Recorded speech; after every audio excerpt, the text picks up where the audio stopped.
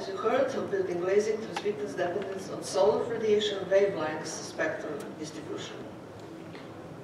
Let's go. Here. Okay. It is well known that healthy buildings, energy efficiency, sustainability is inextricably linked to the building's envelope, facade, features, and energy behavior dynamics. And so they're very important physical fundamentals, and it is important to improve the knowledge of the relevant mechanisms which are controlling the facade and building, and particularly material behavior. Materials feature, absorption, reflection, transmission of solar radiation. To be able to determine qualitatively dynamic behavior of the buildings. In developments are relevant dynamic control mathematical models and algorithms, but there are also real research running around. How to optimize, with the goal to how to optimize daylighting control and buildings' energy efficiency. Just the outline of my presentation. Daylighting as a building dynamics feature for energy efficiency and sustainability. Buildings and building integrated PV glazing systems and related features. Harmonization of buildings' thermodynamics and daylight optimization of buildings' energy efficiency using building performance simulation. Daylight prediction, engineering approaches, using software and results of different case studies. Dynamic daylight control via fine daylight wavelengths tuning and mathematical restriction. That is exactly the study which I am doing. So the goal is we are searching new directions beyond the current research and development direction, which is somehow related and in the field partly of biomimetic. Study of buildings' integral dynamic features to improve sustainability, its use of natural resources, using also renewable energy sources technologies, and harmonized with buildings. Daylight via building envelope and structure, naturally controlling and trying to have optimal indoor environment quality, naturally daylight, and also in accordance with outdoor conditions. Daylight via envelope and service technical system, energy flows and buildings, energy efficiency, requirements concerning purpose and of the building and users, occupier of the buildings, and more in-depth related energy standard concerning first and second law of thermodynamic energy and exergy. Daylight and building integrated PV, also energy supply and also production of energy and send to the grid. And naturally, daylight as control is a crucial subsystem of intelligent buildings. And new breakthroughs are only possible to be obtained to reach through very specific breakthroughs and some very important results in material science research. Glazing system features relevant for daylight control, visible light transmittance, and the solar heat gain coefficient determination. There are known static environmental tuning methods, building envelope using different wavelength selective films. Dynamic tuning along with certain optimization concerning elevation of building, daylight transmittance, solar heat gain coefficient on the and wave distribution, but mainly into just part, visible and long wave infrared. And there are highly selective coating systems of different layers, up to even 10 individual layers, reflect a large part of the long wave solar radiation. Multiple Suspended film types also are in use, approaching the limits of the physical, let's say, or current state of engineering knowledge feasible, but not yet, I would say, biophysically feasible. Known extraterrestrial solar spectral irradiance and air mass 0 on Earth, different parts of solar radiation spectrum, visible, infrared. And here is what is focus of my and my colleagues' team study.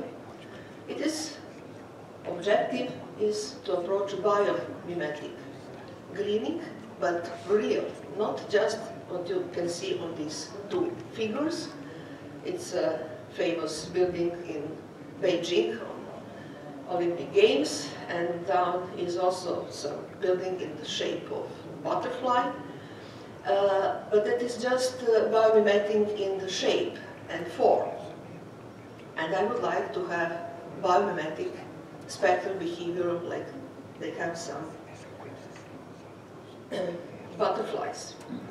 So that would be what is the goal of our study, color vision, which is feature of a special butterfly. It's, and I'm not sure I can read that Latin, but it should be that.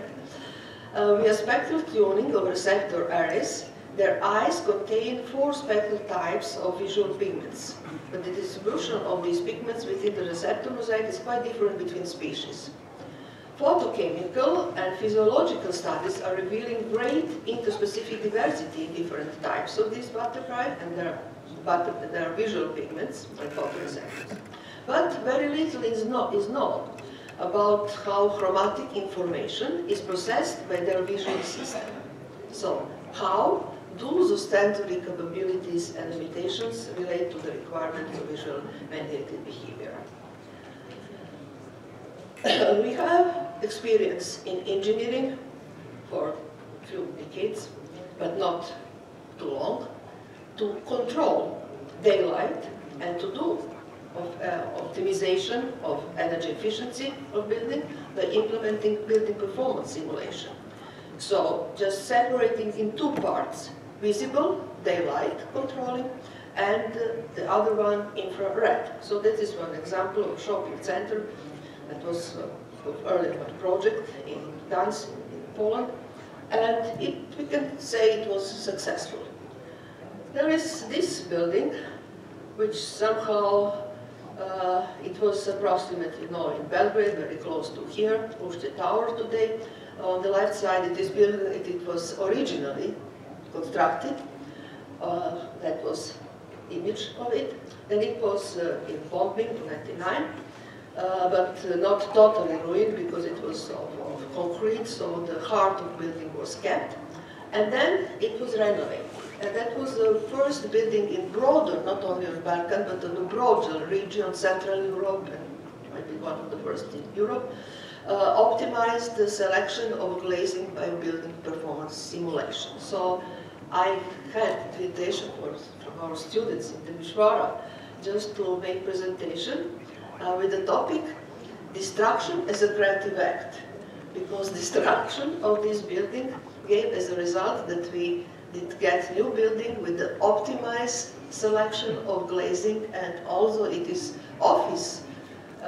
As it is office building, it is very important to have maximized daylighting and minimized load for air conditioning or from solar heat gain. And it was really possible, and it is using the available software. Selection of glazing was done using simulation, because it is not, it is to be maximized daylighting, but also reduced solar heat gain coefficient, but not too much, because if it is too much, then again lighting is on, and again we have heat dissipation, so optimization is very important. But here are results, so we have reduced very much cooling and heating loads. And he's here. There, in search for dynamic climate responsive administration, so better than we had on this building, these examples, have researched fundamentals of dynamic control of sunlight, mechanisms to physically control intensity of absorption, reflection, and transmission, strategies to separate solar heat gain from daylight transmittance, and potentially to redirect light. The control of infrastructure, be it the dynamic facade states, can also be used. Dynamic facade, there are also multifunctional facade. There are also pretty much non-information papers on research on electrochromic and also implementation, thermal chloride, and also fluidized glazing. So there is one figure you can see. So there, between two layers, there are some fluids with a special feature. There are some mixtures with specific thermochromic behavior, with different transparency, like you can see here results of measurements for different temperature. Transparency of this thin layer of liquid is different, and its transparency is spectrally changeable and variable in this visible light of solar radiation domain. Here is given also absorptivity and also transparency. Also, there are experiments and analytical studies about possibilities to redirect diffuse radiation and that way increase daylighting in the building. Current research and development work can be characterized by still used these electrochromic and trials to be improved those technologies. Electrochromic, thermochromic, microgleans, liquid crystal devices. But these complex, smoothly layered build-up of state-of-the-art glazing products, they're using so many very important and expensive materials that there is in manufacturing and with reference to the price of materials, huge embodied energy in used, and that way it is contradicted the certain definition, the definition of sustainability. Also, it's still very valid. Sedkovich from Berkeley say that delivering dynamic responsive control of solar gain and glare, but permitting daylight use, is still the holy grail of facade technologies even today. So that's now in agreement with conclusion and what is the objective of my research, that there is a need for smarter concept of adaptive to the climate and indoor load responsible solution glazing with intrinsic tuning control of building glazings that means a dependence on the solar radiation wavelength to optimize daylighting and buildings' energy efficiency. This can be also mentioned among these very new research is biochemical processes, which are also used as an alternative as research and development on hydrobiological processes, integration into buildings of photobioreactors. Just photobioreactor within the blinds of Venetians, with so integrated we can say photobioreactors. That is running experiment and also field demonstration. Dynamic tuning control of glazings, daylight transmitters via biomimetic, as building envelope glazing are occurring interactively with several physical phenomena and processes. So there are several phenomena very interdependent. Temperature, all relevant parameters, humidities, sky, equivalent temperature, wind velocity, solar radiation, all, but also electromagnetic field, all non-constant but variable, and also spectral distribution of solar radiation. So sunlight and daylight also are permanently variable. So to optimize buildings' glazings feature relevant for buildings' energy efficiency and indoor environment quality, it was also talked before, is necessary to determine functional dependence of buildings' energy efficiency all year round on the relevant glazings feature, visual light transmittance, and solar heat gain factor coefficient. As the solar radiation is spectrally distributed, and changeable optimal glazing features will be also spectrally distributed, and all optimal control could be obtained only by its fine tuning, spectral tuning. So it is impossible to do just by these two separation is two parts, visible and infrared. It is to be done this. So the most approaches currently used are based on the separation. As I said, only these two parts, but it is not enough.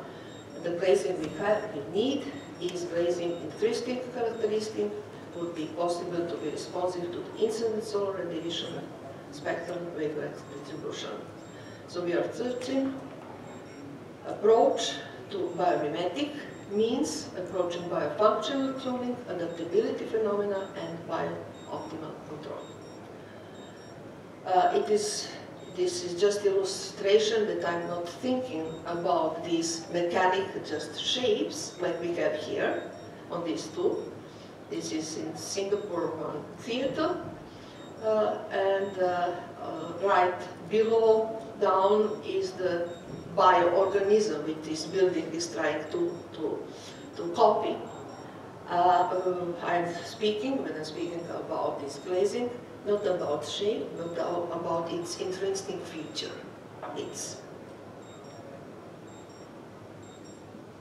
So here is just the scheme of the process, how with the mathematical modeling to solve this idea and this very exciting challenge. I am giving to be the term what is at first is necessary time-dependent spectral distribution of solar radiation and of the daylight versus their wavelengths. Then is to be done integrally, building HVAC and other technical system optimized with the reference to the total building performance using building performance simulation.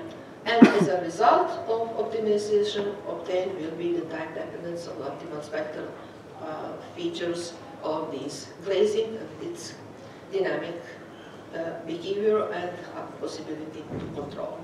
So this whole scheme is given in paper, and I'm not going to go through all equations here to bore you. There is in use in mathematical development available building performance simulation software, Transys, Energy Plus, Winter, DaySim, and Radiance. And they are given the steps, ABC, how the final solution can be obtained using at the end also inverse modeling. So relevant set of equations you have in paper. If someone is interested to go, particularly some of younger students, might be excited to do some PhD thesis, I think they will be welcome.